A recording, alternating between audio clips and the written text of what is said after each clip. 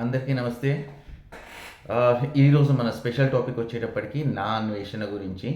ఇంకా వేరే టాపిక్స్ ఏం లేవా అంటే అలాంటిదేం లేదు. పాపం 3 మంత్స్ నుంచి కష్టపడి అందరి సెలబ్రిటీస్‌ని, నార్మల్ ఇన్‌ఫ్లుయెన్సర్స్‌ని, యూట్యూబర్స్‌ని స్కామ్ అని చెప్పేసి ఇప్పుడు అన్వేషణ ఎక్కడికి వెళ్ళాడు అన్న టాపిక్ మీద మాత్రమే మన డిస్కషన్ ఉంటుంది. ఒక చిన్న వీడియో, ఒక 15-20 మినిట్స్ వీడియో ఉంటుంది. ఈ వీడియోని మీరు మాక్సిమం చూడడానికి ట్రై చేయండి. ఎందుకు అంటే మధ్యలో ఏవైతే స్పెసిఫిక్ పాయింట్స్ ఉన్నాయో ఆ పాయింట్స్‌కి మీరు రిలేట్ అయ్యి దాని మీద మీ ఒపీనియన్‌ని కింద కామెంట్ చేయొచ్చు. సో పాయింట్ నెంబర్ 1 వచ్చేటప్పటికి ఏంటి అంటే, ఒక 10 డేస్ బ్యాక్ నా అన్వేషణ మీద ఎప్పుడైతే పోలీస్ ఎఫ్ఐఆర్ రిజిస్టర్ అయిందో ఆ నెక్స్ట్ డే జరిగిన సినారియోస్ ఏంటి అంటే, ఒక టీవీ ఛానల్‌కి నా అన్వేషణ ఒక వీడియో కాన్ఫరెన్స్ ద్వారా ఒక ఇంటర్వ్యూ అనేది ఇవ్వడం జరిగింది. ఆ ఇంటర్వ్యూలో చెప్పింది ఏంటి, నేను అంటే చెప్పడమే కాదు, ఒప్పుకున్నది కూడా ఏంటి అంటే, నేను చేసిన ప్రతి ఒక్క పని కూడా నా వ్యూస్ కోసం నేను చేసుకున్నాను. అంతే తప్ప వేరే ఉద్దేశ్యం ఏం లేదు. రీజన్ ఇప్పుడు ఎందుకు పట్టుకున్నాడు అంటే, ఒక 1 మంత్, 1.5 మంత్ నుంచి ఎందుకు పట్టుకోవాల్సి వచ్చింది అన్నది కనుక ఆలోచిస్తే, నాన్ వేషన్‌కి ఒక మేజర్ యాక్సిడెంట్ అయింది. లాస్ట్ కపుల్ ఆఫ్ వీడియోస్‌లో గనుక చూసినట్టయితే నాన్ వేషన్‌ది ఒక హ్యాండ్ మీద బర్న్స్ అనేవి కనిపించాయి. అంటే దాని మీనింగ్ ఏంటి అంటే, ఒక సెకండ్ డిగ్రీ బర్న్స్ లాగా ఆ చెయ్యి మీద ఏదైతే కనిపించిందో, పాపం ఆ బర్న్స్ పెట్టుకుని అతను ట్రావెల్ చేసి, షూట్ చేసి ఇవ్వలేడు. అండ్ బయట ఉన్నాడు కాబట్టి అతనికి రెవెన్యూ తోటి చాలా అవసరం ఉంటుంది. ఆ రెవెన్యూ కోసము అతను ఏం చేశాడు, ఒక టాపిక్ పట్టుకున్నాడు. అది ఏంటి అంటే, ఒక్కొక్క టాప్ లెవెల్ యూట్యూబర్ని అండ్ మంచి పొజిషన్లో ఉన్న ఫిల్మ్ స్టార్స్ కావచ్చు, వేరే సెలబ్రిటీస్ని కావచ్చు, వీళ్ళని టార్గెట్ చేస్తే ఆటోమేటిక్గా తనకి కావాల్సిన దాన్ని ఏమంటారు, వ్యూవర్షిప్ వస్తుంది. ఆ వ్యూవర్షిప్ తోటి రెవెన్యూ అనేది వస్తుంది అని చెప్పేసి ఒక డీటెయిల్ ప్లాన్ తోటి మిర్చ్ మసాలా యాడ్ చేసుకుంటూ నాన్వేషణ చేసింది ఏంటి అంటే, ఒకళ్ళ మీద ఒకరికి బ్లేమ్ అనేది చేయడం స్టార్ట్ చేశాడు. సో ఇక్కడ పాయింట్ వచ్చేటప్పటికి ఏంటి అంటే, ఇన్ఫ్లుయెన్సర్ది తప్ప అంటే కొన్ని విషయాలు మనం ఆలోచించాలి. తెలంగాణలో బెట్టింగ్ యాప్స్ అవైలబుల్లో లేవు, కానీ అస్సాంలో ఉన్నాయి కదా. లాటరీ యాప్స్ మనకి ఇక్కడ లేవు, కానీ గోవాలో ఉన్నాయి, కేరళలో ఉన్నాయి కదా. అంటే ఒక కంట్రీలో డిఫరెంట్ స్టేట్స్లో డిఫరెంట్ రూల్స్ ఉన్నాయి. ఈ పర్టికులర్ లూప్ హోల్ని అర్థం చేసుకుని ఈ కంపెనీస్ ఏం చేసాయి, ప్రతి స్టేట్లోనూ అంటే ఇక్కడ నాన్వేషణకి తెలుగొచ్చు కాబట్టి, ఎందుకంటే పాప అతనికి ఇంగ్లీష్ కూడా సరిగ్గా రాదు, తెలుగొచ్చు కాబట్టి ఆ తెలుగులో ఉన్న వాళ్ళని అండ్ టాప్ లెవెల్లో ఉన్న ఫిలిం స్టార్స్ అండ్ అదర్ సెలబ్రిటీస్ని పట్టుకుని, ఇన్ఫ్లుయెన్సర్స్ని పట్టుకుని ఎక్స్పోజ్ చేయడం స్టార్ట్ చేశారు. కానీ నిజంగా చెప్పాలి అంటే, బెట్టింగ్ అనేది జనాలు చాలా డబ్బులు పోగొట్టుకుంటూనే ఉంటారు. అండ్ ఫ్యూచర్లో కూడా దీన్ని కంట్రోల్ మీరు చేయలేరు, నేను చేయలేరు. నా అన్వేషణ అతని వ్యూవర్షిప్ అయిపోయింది కాబట్టి ఇంకా అతను కూడా దీని గురించి మర్చిపోతాడు. నెక్స్ట్, గవర్నమెంట్ ఆఫ్ ఇండియా ఏమన్నా పిచ్చిదా? వాళ్ళకి ఒక్కొక్క దగ్గర నుంచి తెలియదా? ఆర్బీఐకి తెలియదా ఎక్కడి నుంచి డబ్బులు ఉన్నాయి, ఎన్ని డబ్బులు ఉన్నాయి, ఎక్కడి నుంచి ఎన్ని వెళ్తున్నాయి అనేది? నేను మీకు ఒక లైవ్ ఎగ్జాంపుల్ ఒకటి చెప్తాను. నా దగ్గరకు ఒక డీల్ వచ్చింది. ఆ డీల్ ఏంటి అంటే, ఒక 250 CR అమౌంట్ వాళ్ళది వైట్లో ఉంది. ఆ వైట్ని బ్లాక్లోకి చేయాలి. ఈ వైట్ అమౌంట్ ఎక్కడి నుంచి వచ్చింది అంటే, ఇప్పుడు మన క్యాసినో యాప్స్, బెట్టింగ్ యాప్స్ ఇవి ఏవైతే ఉన్నాయో ఈ మనీ అంతా కూడా ఇండియాలోనే డిఫరెంట్ ప్లేసెస్లో వర్చువల్ అకౌంట్స్లో ల్యాండ్ అవుతుంది. ఈ వర్చువల్ అకౌంట్స్ నుంచి వాళ్ళకి ఏం కావాలి అంటే, డైరెక్ట్గా తీసుకుంటే ఇప్పుడు డబ్బులు వచ్చినందుకు ట్యాక్స్ పే చేయాలి, డబ్బులు ట్రాన్స్ఫర్ చేసినందుకు ట్యాక్స్ పే చేయాలి. ఈ సిచ్యువేషన్ నుంచి బయటికి రావడం కోసము జనరల్గా జనాల దగ్గరకు వచ్చి వీళ్ళు అడుగుతున్నది ఏంటి అంటే, ఈ అమౌంట్ని కన్వర్ట్ చేయడం కోసం ఒక పర్సంటేజ్ ఇచ్చి కన్వర్ట్ చేయడం కోసం చూస్తున్నారు. అది నా దగ్గరికి వచ్చిన ఒక డీలే 250 crores. 250 crores డీల్లో జస్ట్ గవర్నమెంట్కి ఎంత వచ్చింది అన్నది కనుక ఆలోచిస్తే 30% వేసుకుందాం. 30% ఆఫ్ 250 crores అంటే ఎంత అండి? 75 కోట్లు. ఇది ఒక చిన్న డీల్ మాత్రమే. అఫ్కోర్స్ ఆ డీల్ అయిందా లేదా అనేది పక్కన పెడితే, ఎందుకంటే ఆ డీల్ అయిపోతే నేను ఇక్కడ వీడియో చేసుకుంటూ కూర్చోను కదా. సో ఆ డీల్ ఎందుకు కాలేదు అనడానికి రీజన్స్ వేరే ఉంటాయి. ఇక్కడ మ్యాటర్ వచ్చేటప్పటికి నా అన్వేషణ. ఇప్పుడు మొన్నటి వరకు అయిన నా అన్వేషణ ఈరోజు సైలెంట్. ఎప్పటి నుంచి అయ్యాడు అంటే 4 డేస్ మన ఎఫ్ఐఆర్ ఫైల్ అయిన 4th డే నుంచి ఈయన దగ్గర నుంచి వీడియోస్ లేవు, కమ్యూనికేషన్ లేదు. ఎగ్జాంపుల్ మనం అనుకుందాము, ఏదన్నా టూర్లో ఉన్నాడు, ఇంకో కంట్రీకి వెళ్తున్నాడు అంటే ఇప్పటి వరకు లాస్ట్ 4 ఇయర్స్ నుంచి ఆయన వీడియోస్ ప్రతి ఒక్కటి చూసిన దీని ప్రకారంగా ఆయన ఎక్కడికి వెళ్ళినా సరే, ఈవెన్ వాష్రూమ్ వీడియో కూడా మనకి లైవ్లో వచ్చిన సిచ్యువేషన్స్ ఉన్నాయి. కాబట్టి ఇది వర్క్ ఎంగేజ్ అయిపోయి కుదరక పెట్టిందైతే కాదు. లాస్ట్ టైము అతను అంటార్క్టికా, ఆర్క్టిక్ సర్కిల్కి వీటికి వెళ్ళినప్పుడు కూడా డే టు డే బేసిస్లో వీడియోస్ అనేవి వచ్చేవి. 1 డే డిలే అవ్వచ్చు, కానీ 7 డేస్ డిలే అనేది మాత్రం ఇప్పటివరకు ఎప్పుడూ రాలేదు. ఆ రావడానికి రీజన్ ఏంటి అంటే, ఫేర్గా చెప్పాలి అంటే భయం ఒకటి. నెక్స్ట్, ఇప్పుడు ఆయన వీడియో పెట్టంగానే ఏం తెలుస్తుంది, ఆయన ఎక్కడ ఉన్నారు అన్నది తెలుస్తుంది కదా. ఫస్ట్ థింగ్ ఏంటి, ఆయనకున్న పాస్పోర్ట్. ఈ పాస్పోర్ట్ మీద ఆల్రెడీ స్క్రూటనైజింగ్ అనేది జరుగుతుంది. మన తెలంగాణ పోలీస్ దగ్గర నుంచి ఇండియన్ ఎంబసీకి ఆల్రెడీ లెటర్ అనేది వెళ్ళింది. ఇదని ఏ విధంగా లీగల్గా ఇండియాలోకి తీసుకొచ్చి లోపల మూసికి కూర్చోబెట్టి ఇంకొకసారి ఇట్లాంటి ఫాల్స్ ప్రొపగెండా చేయకూడదు అని చెప్పేసి స్ట్రిక్ట్గా యాక్షన్ తీసుకోవడం కోసం ఒకటి స్టార్ట్ అయింది. అఫ్కోర్స్ ఈయన మంచి పని చేయలేదా అంటే, పాపం పోలీస్ అఫీషియల్స్ తోటే కలిసి మిగతా వాళ్ళందరినీ కొంచెం ఇబ్బంది పెట్టిన సిచ్యువేషన్ అయితే ఉంది.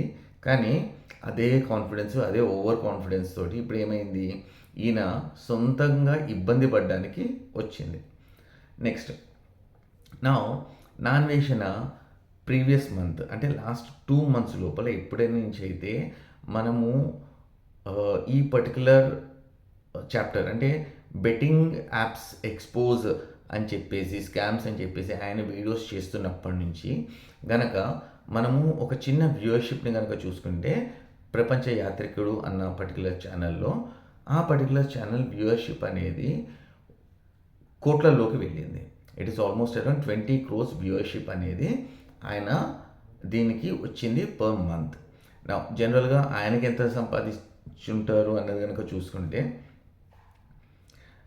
టోటల్ సంపాదనకి రాదండి. ఆయన కొన్ని ఏదైతే ఎంసీఎన్ తోటి టైఅప్ అయ్యారో, it is a ratio of 10% and 90% రేషియోలో ఉంటుంది. అంటే ఈయనకి టోటల్గా వచ్చే ఫండ్ ఏదైతే ఉంటుందో దాంట్లో 90% ఈయనకు వస్తుంది, 10% ఆయన అసోసియేట్ అయిన ఎంసీఎన్కి వెళ్తుంది. ఈ ఎంసీఎన్ డీటెయిల్స్ అనేసి చెక్ చేసాము. కాకపోతే డైరెక్ట్గా ఇప్పుడు నేను ఎంసీఎన్ పేరు చెప్పాను అనుకోండి, అది హైదరాబాద్లో ఉన్న ఎంసీఎనే, one of the top most MCN and fine quality ఉన్న MCN who actually manage only exclusive content. వాళ్ళ దగ్గర నాన్ ఎక్స్క్లూజివ్ కంటెంట్ అనేది నడవదు, మిగతా ఎంసీఎన్స్ లాగా కాకుండా. ఓకే, అంత మంచి ఎంసీఎన్ కాబట్టి, అండ్ వాళ్ళు చేసిన మిస్టేక్ కూడా ఏం లేదు కాబట్టి నేను వాళ్ళ పేరు చెప్పాల్సిన అవసరం అనేది లేదు. ఇప్పుడు ఈయన చేసేది ఏంటి అంటే, ఒక పర్టికులర్ టాపిక్ని తీసుకున్నారు, 20 కోట్ల వ్యూస్ వచ్చినాయి. అండ్ ఈయన ఎంగేజ్మెంట్ రేషియో వచ్చేటప్పటికి రోజుకి 1 million కొడుతుంది. ఈయన ఆన్ అండ్ యావరేజ్గా కనుక మీరు చూసుకున్నారు అనుకోండి, ఒక్కసారి నేను డైరెక్ట్గా ఆయన ప్రపంచ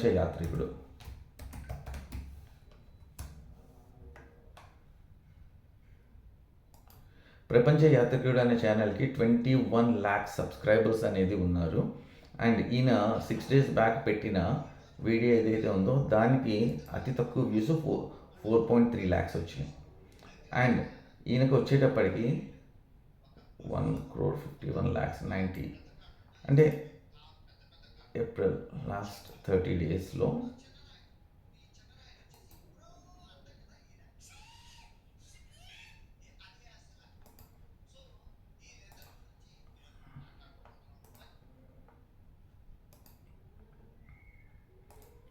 ఇక్కడ చెక్ చేస్తూ ఉంటే లాస్ట్ 1 monthలో 40,000 సబ్స్క్రైబర్స్ పెరిగారు. ఆయన పబ్లిష్ చేసినది 15 వీడియోస్ పబ్లిష్ చేశారు. లాస్ట్ వీడియో వచ్చేటప్పటికి 5 days బ్యాక్ పబ్లిష్ అయింది. ఈయన ట్రాఫిక్ అనేది 80% డౌన్ చూపిస్తోంది ప్రజెంట్. అంటే ఛానల్లో రీచ్ 57,000 వ్యూవర్షిప్ మాత్రమే పర్ డే ఉంది యాజ్ ఆన్ 14th మే ప్రకారంగా. అంటే టోటల్ 1 మంత్లో ఈయనకు వచ్చినది 1,51,90,000 వ్యూవర్షిప్ వచ్చింది. ఒక చిన్న క్యాలిక్యులేషన్ వేసుకుందాము. 1,51,00,000 డివైడెడ్ బై 1000 అంటే ఎంత వస్తుంది? 1,51,00,000 1,51,000 15 lakhs 10,000 1,51,00,000 divided by 15,100 into $1 చొప్పున వేసుకున్నా సరే ఈయనకి $15,000 వస్తుంది. ఇంటూ 85 రూపీస్ చొప్పున వేసుకున్నా సరే 12,83,000 రూపాయలు ఓన్లీ ప్రపంచ యాత్రికుడు అని చెప్పేసి ఛానల్లో మినిమంగా ఈయనకి రెవెన్యూ అనేది జనరేట్ అవ్వడం జరిగింది. కాకపోతే ఈ పర్టికులర్ సినారియో ఏదైతే ఉందో నాట్ అక్యురేట్. రీజన్ ఏంటి అంటే ఈ పర్టికులర్ ఛానల్లో కనుక వీడియోస్ని కనుక చూస్తే 6 days 9 days 11 days అంటే టోటల్ 10 మనము వీడియోస్ కనుక చూసింటే ఆల్మోస్ట్ ఎవ్రీడే ఒక్కొక్క వీడియో వచ్చింది. ప్రతి వీడియో కూడా ఇక్కడ 3 million 4 million 2 million అన్న దీంట్లో ఉంది. కానీ ఇక్కడ కనిపిస్తున్న వీడియోస్ ఏంటి అంటే మేజర్గా ట్రాఫిక్ వచ్చిన వీడియోస్ని ఈయన హైడ్ చేశారు 1 month నుంచి. ఏవైతే ఒకటే వీడియో అలెక్సా చిట్టి పికిల్స్ అని ఉంది కదా 32 lakhs, ఈ ఒక్క వీడియో తప్ప మిగతా అన్నీ కూడా 1 millionకి తక్కువ ఉన్న వీడియోస్ మాత్రమే ఉన్నాయి. అంటే ఈ బేసిస్లో కనుక చూసుకున్నట్టయితే ఆల్మోస్ట్ ఒక 10 వీడియోస్ వరకు ఈయన హైడ్ చేయడం అనేది జరిగింది. లేదంటే అవి డిలీట్ అయి ఉండాలి. ఈ డిలీట్ హైడ్ చేసిన పద్ధతి ఎందుకు చేశారు అంటే వాటికి రావాల్సిన రీచ్ వచ్చేసింది. అంటే ఆ పోలీస్ వాళ్ళ మీద చేసింది అయితే ఎట్లాగో పోయింది, అదైతే మాత్రం 2 million 3 million కొట్టింది. ఆ ఒక్క వీడియోనే ఈయనకి కనీసము $3,000 సంపాదించి పెట్టుండాలి. ఇలా ఆన్ అండ్ యావరేజ్గా ఏప్రిల్ మంత్లో మన నా అన్వేషణకి ఓన్లీ ప్రపంచ యాత్రికుడు అని చెప్పేసి ఆ ఒక్క ఛానల్ నుంచి అప్రాక్సిమేట్లీ $40,000 to $45,000 అనేవి ఆయన రెవెన్యూని జనరేట్ చేయడం జరిగింది.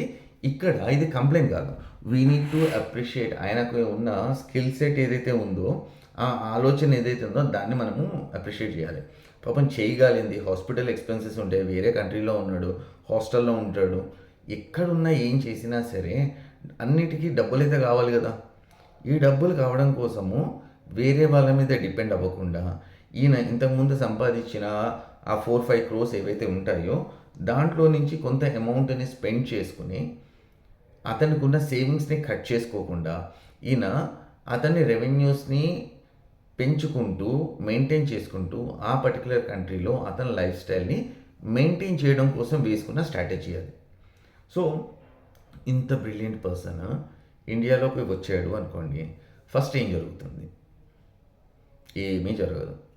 ఇప్పుడు జనాలు ఎవరైతే నాన్వేషణ మీద హేట్ స్పీచ్ చూపించుకుంటూ పెట్టుకుని కూర్చున్నారో వీళ్ళ ఎవరైనా సరే రివర్స్ ఎందుకు అవ్వట్లేదు అంటే వీళ్ళకంటూ ఒక భయం.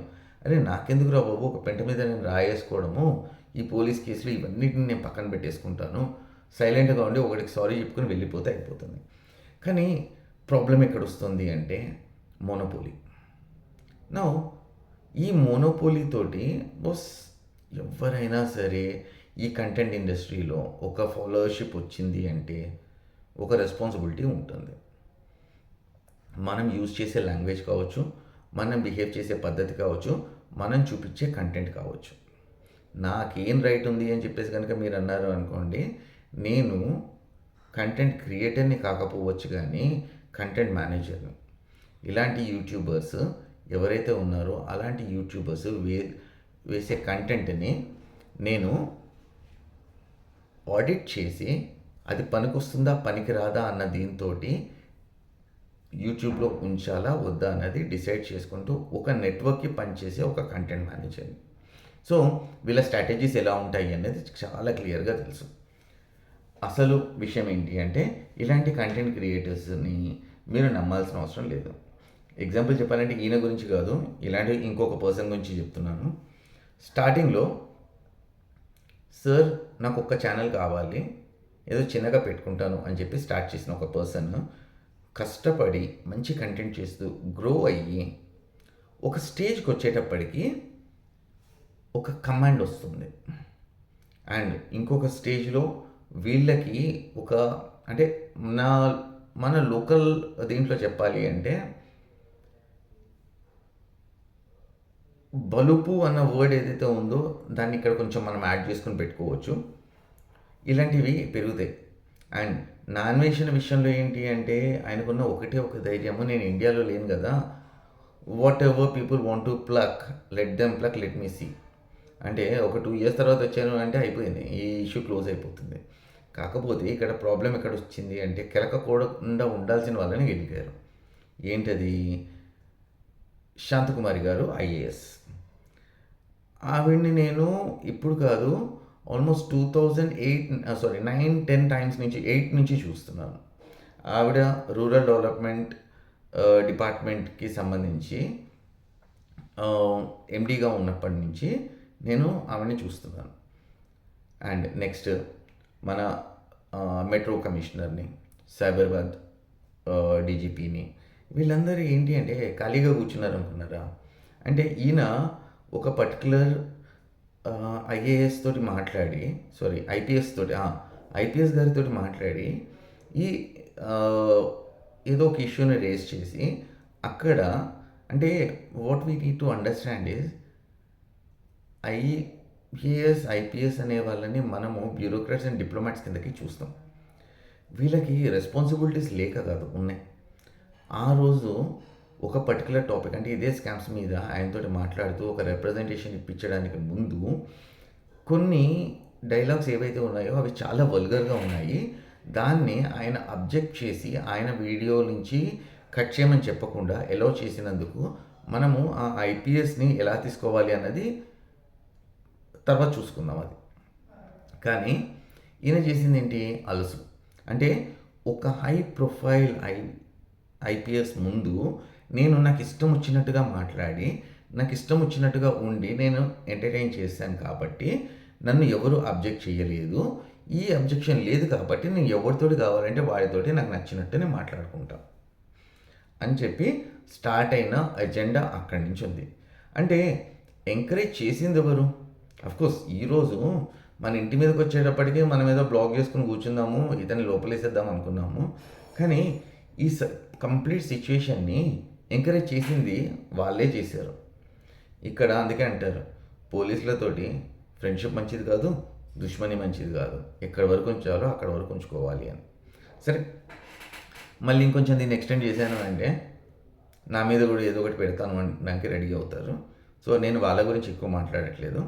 ఒక కానిస్టేబుల్ తోటి వీళ్ళందరూ కలిసి ఒక ఎఫ్ఐఆర్ని ఫైల్ చేయించి పక్కన పెట్టారు ప్రజెంట్ అయితే. అండ్ ఈ పక్కన పెట్టడం అనేది ఇప్పుడు మాత్రమే కొంచెం లైట్గా ఉంది. కానీ దీనికి సంబంధించి ఆయన్ని ట్రేస్ చేసి ఎక్కడ ఉన్నారు అన్నది పట్టుకుని వద్దాము అని చెప్పేసి ఏదైతే హంట్ అనేది స్టార్ట్ అవుతుందో, ఈ హంట్ ఒకసారి స్టార్ట్ అయిన తర్వాత పెద్ద టైం పట్టదు. ఒక చిన్న లీగల్ మూవ్ తోటి ఆయన మన హైదరాబాద్కి తొందరలో వస్తారు. అండ్ ఇక్కడ కనీసం ఒక 6 నెలలు అయినా సరే కొంచెం దాన్ని ఏమంటారు రిఫ్రెష్మెంట్స్ అన్నీ తీసుకొని దాని తర్వాత కావాలి అనుకుంటే ఆయన జర్నీ అనేది స్టార్ట్ చేస్తారు. మోర్ ఓవర్ మీరు కనుక నాన్వేషన్ దీన్ని కనుక చూశారు అనుకోండి, ఆయన స్టాక్ మార్కెట్ గురించి రీసెంట్గా కొన్ని వీడియోస్ పెట్టారు. నేను స్టాక్ మార్కెట్లో ఇంత సంపాదించాను అని. అంటే ఈ వీడియో ఈ పర్టికులర్ కంటెంట్ స్టాక్ మార్కెట్లో నేను సంపాదించాను అనేసి ఎలా సంపాదించారు? ఆప్షన్ అండ్ ఫీచర్స్ ట్రేడింగ్ తోట. ఎంతమంది ఆప్షన్ అండ్ ఫీచర్స్ తోటి ప్రాఫిట్స్ సంపాదిస్తున్నారు? ఈయన సంపాదించాను అని చెప్పేసి పెట్టుకున్న తర్వాత మార్కెట్ ఫాల్ అనేది స్టార్ట్ అయింది. ఈయనని నమ్ముకుని ఎంతమంది అయితే ఈ పర్టికులర్ స్టాక్ మార్కెట్లో ఇన్వెస్ట్ చేసిన ఇండివిజువల్స్ ఉన్నారో వాళ్ళు ఎంతమంది స్టక్ అయ్యి ఉంటారు? ఒకవేళ కనుక ఆప్షన్ ఫీచర్స్లో కనుక వాళ్ళు ఇన్వెస్ట్ చేసి ఉంటే వాళ్ళ ఇన్వెస్ట్మెంట్ జీరో అయిపోయింది. అదే కనుక స్టాక్స్లో కనుక ఇన్వెస్ట్ చేసి ఉండి అది కూడా ఈక్విటీలో, వాళ్ళు ఆల్మోస్ట్ 40-50% మైనస్లో ఉన్నారు. ఎగ్జిట్స్ అనేవి తెలియదు. ఎందుకు అంటే నేను సంపాదించాను మీరు చేయండి, నేను సంపాదించాను మీరు చేయండి అని చెప్పడం తప్ప దాని వెనకాల ఉన్న టెక్నికల్గా ఎలా చేయాలి అనేది ఎప్పుడు చెప్పలేదు. స్టాక్ మార్కెట్లో ₹1,00,00,000 సంపాదించాడు అంటే ఎలా సంపాదించుంటారు? ఒకసారి ఆలోచించండి. ఒక నార్మల్ ఇండివిజువల్‌గా అది పాసిబుల్ కాదు. అంత ఈజీగా అదేదో నైట్ పెట్టుకుంటే పొద్దునకి డబ్బులు తయారవుతాయి అనుకుంటే ఫూలిష్నెస్ అది. నెక్స్ట్, అట్లీస్ట్ ఒకవేళ మన గవర్నమెంట్ కనుక సైలెంట్ ఉంటే అండ్ మిగతా యూట్యూబర్స్ ఎవరి మీద అయితే ఎలిగేషన్స్ ఉన్నాయో వీళ్ళందరూ నాకెందుకులే అని చెప్పి సైలెంట్గా ఉంటే మళ్ళీ మెల్లిగా నెక్స్ట్ ఒక త్రీ డేస్ నుంచి 7 డేస్ లోపల నాన్ వేసిన వీడియోస్ అనేవి దీంట్లోకి రావడం స్టార్ట్ అవుతాయి. ఏంటి, తన ఛానల్లోకి రావడం స్టార్ట్ అవుతాయి.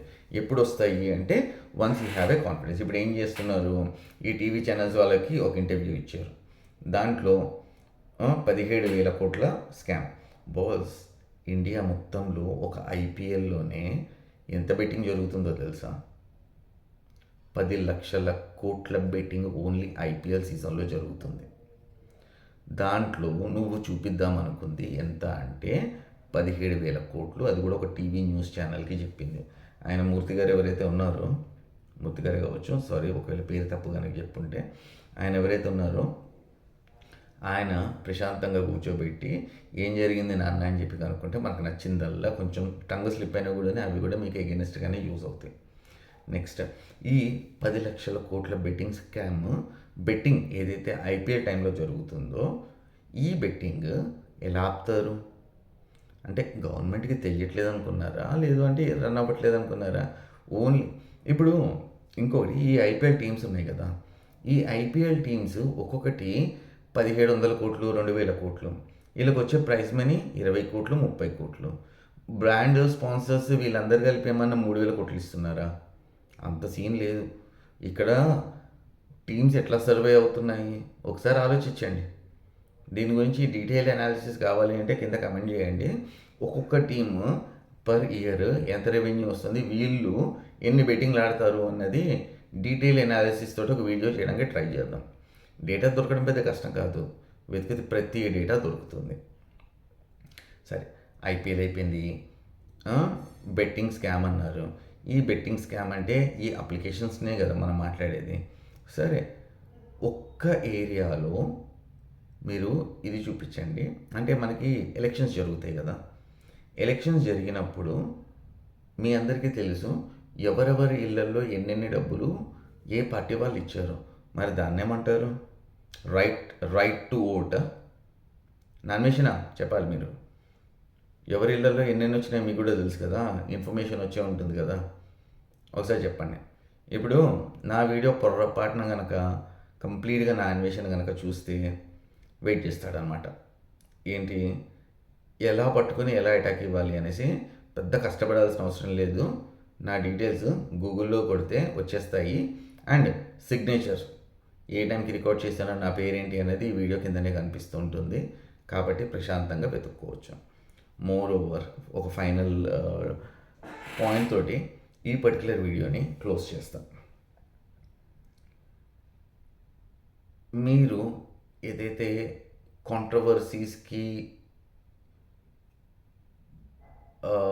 ఇంక్లైన్ అయ్యి వ్యూవర్షిప్ ఇస్తున్నారో, ఈ వ్యూవర్షిప్ ఎవరికి బెనిఫిట్ అవుతుంది అంటే ఏ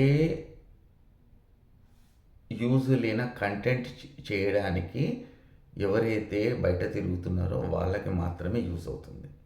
నేను ఈ విషయం నా అన్వేషణ గురించి చెప్పట్లేదు.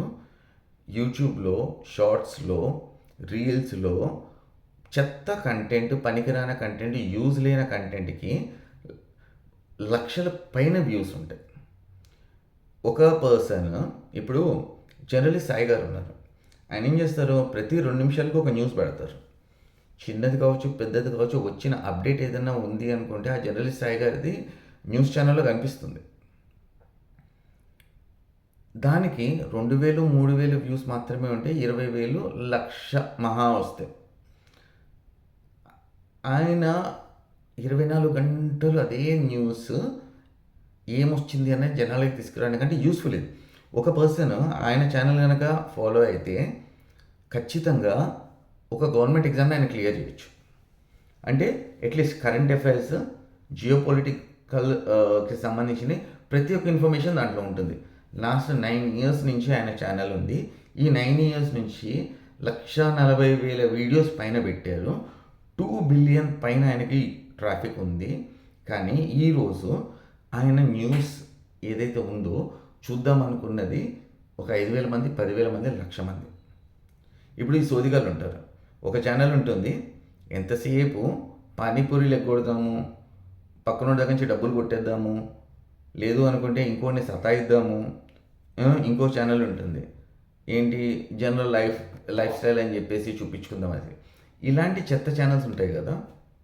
ఇలాంటి ఛానల్స్లో ఒక్కొక్క వీడియోకి 8 లక్షలు 10 లక్షలు వ్యూస్ వస్తాయి. ఎంటర్టైన్మెంట్, మీకు కావాల్సిన ఎంటర్టైన్మెంట్ రోజుకి 10 నిమిషాలు 20 నిమిషాలు అరగంట అన్నది కనుక చూసుకున్నారనుకోండి, గ్రో అవుతుంది. ఈ జర్నలిస్ట్ సాయి గారు లాంటి ఛానల్స్ లేదు. ఇలా ఇప్పుడు యూట్యూబర్ సాయి కృష్ణ ఉన్నారు. ఆయన ఏం చేస్తారు, ఎంటర్ప్రైనర్స్కి కొత్తగా ఉన్న వాళ్ళకి హెల్ప్ చేస్తారు. ఆయనకి ఎక్కువ వ్యూస్ రావు, 7,000 10,000, మహా వస్తే 30,000 40,000. ఒకానొకప్పుడు క్రిటికల్ సిచ్యువేషన్. ఇక్కడ ఎవరిని మీరు సపోర్ట్ చేద్దాం అనుకుంటున్నారు అన్నది కనుక ఒకసారి ఆలోచించుకుంటే, దేశానికి పనికిరానోడు, అవతల వాడి మైండ్లో చెత్త నింపేవాడు, గాసిప్స్ అండ్ ఎటువంటి ఉపయోగం లేకుండా కంటెంట్ చేసుకుంటూ డబ్బులు సంపాదించుకుందాం అనుకున్న వాళ్ళని మాత్రం మన తెలుగు ఆడియన్స్ చాలా బాగా పుష్ చేస్తారు. కొంచెం ఆలోచించండి. ఇదే కనుక ఒక యూస్ఫుల్ ఛానల్కి కనుక మీరు కనుక రీచ్ ఇచ్చారు అనుకోండి, ఎంత మంచి కంటెంట్ వాళ్ళు ప్రొడ్యూస్ చేస్తారు అండ్ మన దగ్గర నుంచి ఎంతమంది ఇంటెలెక్చువల్స్ బయటికి వెళ్తారు అన్నది ఒక్కసారి ఆలోచించుకోండి. సో ఇప్పుడు నేను చెప్పొచ్చేది ఏంటి అంటే, ఈ నామినేషన్ ఇష్యూ తొందరలో క్లోజ్ అవుతుంది. అండ్ ఒక్కసారి ఎఫ్ఐఆర్ కనుక స్ట్రాంగ్గా బిల్డ్ అయ్యి వీళ్ళు యాక్షన్ తీసుకుందాము అని చెప్పి డిసైడ్ అయిపోయారు అంటే అంటే తొందరలో ఇండియాకి వచ్చేస్తారు. ఇండియాలో ఎందుకు, మన హైదరాబాద్లోకి వస్తారు. సైబరాబాద్ పోలీసులు కదా కేసు ఫైల్ చేసింది. హ్యాపీగా ఒక 6 నెలలు గెస్ట్గా ఉండి అతిథి మర్యాదలన్నీ తీసుకుని తర్వాత ఆయన కంటిన్యూ చేసుకోవడానికి మళ్ళీ ట్రావెల్ చేస్తే చేయొచ్చు. ఇక చెప్పేది ఏంటి అంటే, మనము ఒక కంట్రీలో ఉన్నప్పుడు అన్నీ కరెక్ట్గా ఉండవు. ఒక కంట్రీ రన్ అవ్వాలి అంటే చాలా విషయాలు ఉంటాయి. అది ట్యాక్స్ కావచ్చు, ఇలాంటివి కావచ్చు. ఒక ఆల్కహాల్ మీద ఎంత పర్సంటేజ్ ట్యాక్స్ ఛార్జ్ చేస్తారు అన్నది మీకు తెలిస్తే ఒకసారి కమెంట్లో చేయండి. దానిపైన మనము ఒక డీటెయిల్ వీడియో ఒకటి చేద్దాము. ఎంత ఆల్కహాల్ సేల్ అవుతుంది, ఎంతమంది తాగుతున్నారు, ఏ ఏజ్లో తాగుతున్నారు, ఇవన్నీ కూడా చేద్దాము. సో ఇప్పుడు నేను చెప్పేది ఏంటి అంటే, అన్వేషణకు ఒకవేళ ఒంట్లో బాగాలేకపోతే అందరూ గెట్ వెల్ సూన్ అన్వేషణ అని చెప్పేసి కింద కమెంట్ చేయండి. అండ్ తొందరగా అతను వీడియోస్ చేయాలి, అవి కూడా జనాలకి పనికొచ్చే వీడియోస్ చేసి జనాల్లో ఎడ్యుకేషన్ని నింపి వాళ్ళ వెల్బీయింగ్కి తోడ్పడాలి అని చెప్పేసి విష్ చేస్తూ నేను నా అన్వేషణ వీడియోస్ కోసం వెయిట్ చేస్తున్నాను అని చెప్తూ ఈ వీడియోని ఇంతవరకు క్లోజ్ చేస్తున్నాను. Thank you.